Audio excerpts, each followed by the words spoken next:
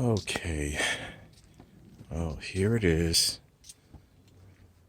This is the 2001 BMW convertible that picked up at an auction. Got a good deal on it, but one of the reasons why we got a good deal on it, as you can see, this back window is broken and it's tempered glass, so you can't just replace it. Unfortunately, the entire top has to be replaced.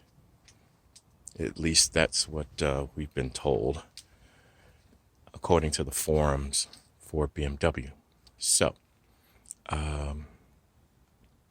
we went to one of those you pull it places, you pull it yourself, and we found a convertible top, which is right here, and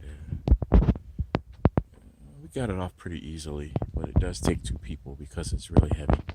So it's got most of the parts, so hopefully once we get it off, once we get the other one off and then get this one on, we'll be fine. As you can see, it does have the glass with the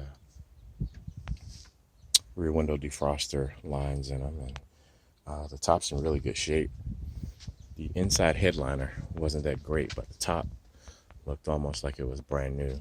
So we're going to be making a video on how to install the top, so stay tuned.